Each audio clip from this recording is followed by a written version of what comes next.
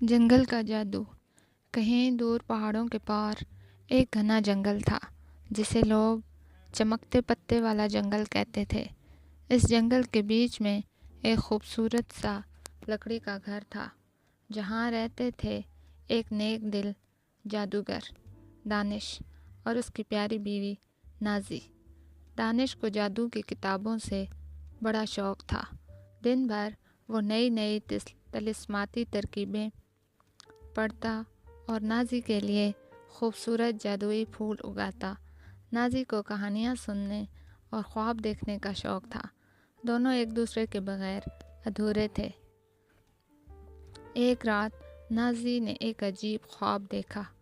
وہ ایک روشنیوں سے بھرپور سلطنت میں گئی جہاں ہر درخت چمک رہا تھا، ہر بچہ خوشی سے ہنس رہا تھا، لیکن اچانک آسمان سیاہ ہو گیا، روشنی مدھم ہونے لگی اور سب چپ ہو گئے۔ ایک آواز گونجی، اگر سچی محبت نہ آئی تو یہ روشنی ہمیشہ کے لیے بجھ جائے گی۔ نازی ہڑبڑا کر جاگی اور فوراً دانش کو جگایا۔ دانش نے فوراً اپنی جادوئی کتاب کھولی اور ایک پراسرار صفحے پر نظر پڑی۔ اس پر لکھا ہوا تھا، روشنی کی سلطنت خطرے میں ہے، صرف ایک سچے دل والا جوڑا اسے بچا سکتا ہے۔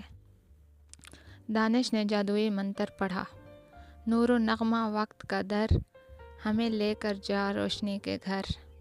اچانک ان کے باغ میں ایک چمکتا ہوا دروازہ ظاہر ہوا۔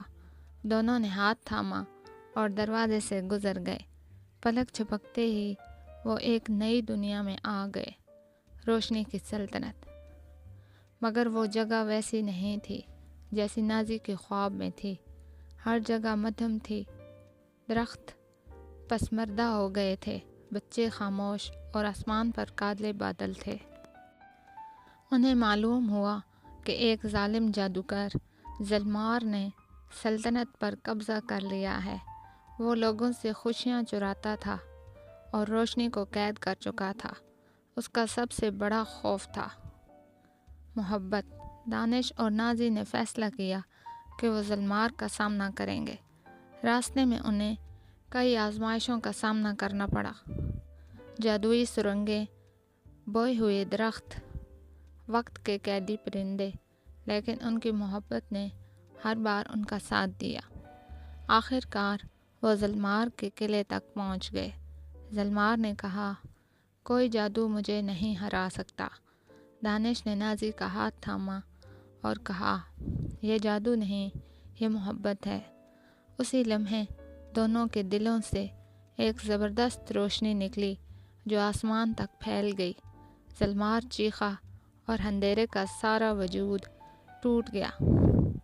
روشنی کی سلطنت پھر سے جگمگانے لگی، بچے ہنسنے لگے، درخت چمکنے لگے، سلطنت کے لوگ خوشی سے ناچنے لگے اور دانش اور نازی کو محبت کے محافظ کا خطاب دیا۔ دونوں واپس اپنے گھر لوٹ آئے، لیکن روشنی کی سلطنت ہمیشہ ان کے دلوں میں زندہ رہی۔ اور جب بھی چاندنی رات ہوئی، ان کا باغ پھر سے چمکنے لگا۔ پیغام: سچی محبت ہی سب سے بڑا جادو ہے۔